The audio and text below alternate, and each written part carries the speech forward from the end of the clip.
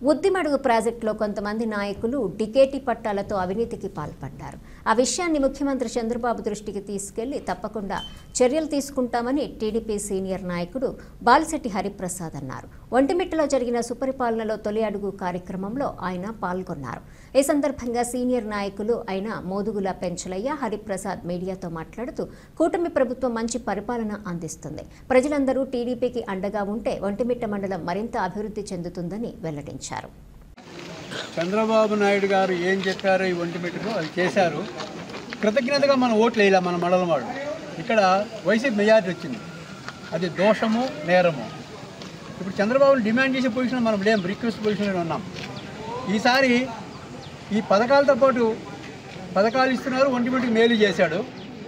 కృతజ్ఞతగా జెడ్పీటీసీ కానీ మండలం కానీ ఎంపీటీసీ కానీ సర్పంచ్లు కానీ టోటల్గా గెలిపించి అతని గిఫ్ట్గా ఇస్తే ఒంటిమిట్ట రాబోయే రోజుల్లో నియోజకవర్గం కావచ్చు, మహా అభివృద్ధి జరగచ్చు, ఏమైనా జరగచ్చు.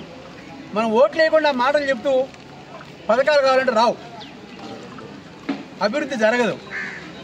కాబట్టి అందరూ ఈసారి ఖచ్చితంగా లోకల్ బాడీస్లో గెలిపించి చంద్రబాబు గిఫ్ట్గా వేయాలని మిమ్మల్ని అందరూ కోరుకుంటూ వివరిస్తాం. ఈరోజు ఒంటిమిట్ట మండలంలో తెలుగుదేశం నాయకులు, తెలుగుదేశం పార్టీ కుటుంబ సభ్యులు అందరూ కలిసి సుపరిపాలన తొలి అడుగు అనే నినాదంతో ప్రతి ఇంటికి కూడా పోయి మేము చేసిన సంక్షేమ కార్యక్రమాలు, అభివృద్ధి కార్యక్రమాల గురించి తెలియజేయడం జరుగుతుంది. ప్రజలు కూడా అనూహ్యమైన స్పందన ఉంది. వాళ్ళే చెప్తున్నారు, ఇంతవరకు ఎవరు కూడా చేసి ఉండలేదు, గౌరవనీయులు చంద్రబాబు నాయుడు గారి కూటమి బ్రహ్మాండంగా చేస్తాను. దాంట్లో భాగంగా మనం చూసాం గతంలో ఏ విధంగా ఈ రాజంపేట నియోజకవర్గాన్ని దోచుకున్నారో మనం చూసాం. మేము 86లో అప్పుడు ఎన్టీ రామారావు గారు ముఖ్యమంత్రిగా ఉన్నప్పుడు రామచంద్రయ్య గారు మంత్రిగా ఉండేవాళ్ళు. అప్పుడు సిద్ధోటం మండలం పెన్నపేరు పంచాయతీ కూడా ఆ ప్రాంతానికి వచ్చేది. అప్పుడు ఉద్దిమడుగు అదే పనిగా ఉద్దిమడుగు ఆ దినం ఫౌండేషన్ స్టోన్ వేసి ఎన్టీ రామారావును పిలిపించి మేము గాలేరు నగిరి హందిరి నివా 2 కార్యక్రమాలు కూడా చేయడం జరిగింది.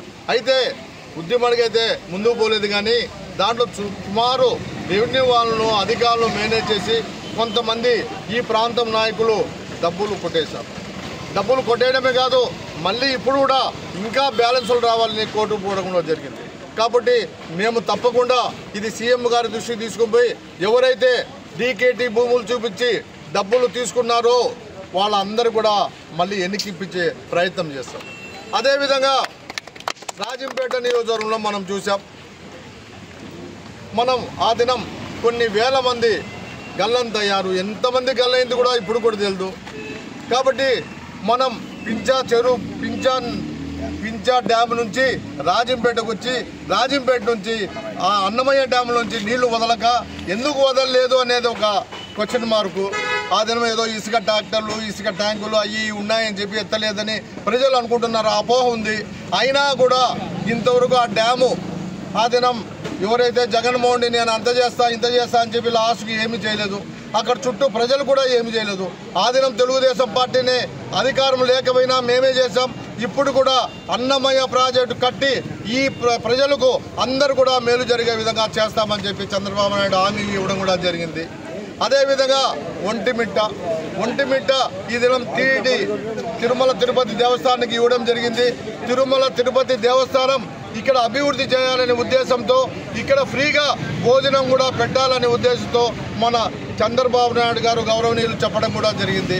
కాబట్టి దీన్ని బాగా అభివృద్ధి చేసి అదేవిధంగా చెరువును కూడా అభివృద్ధి చేయాలా, ఇక్కడ బోట్స్ అది ఇది పెట్టాలా, పర్యటన శాఖకు అప్పచెప్పాలని కూడా మేము కోరుతున్నాం. కాబట్టి ఈ ఒంటిమిట్ట మండలం ఎందుకంటే మా సొంత మండలం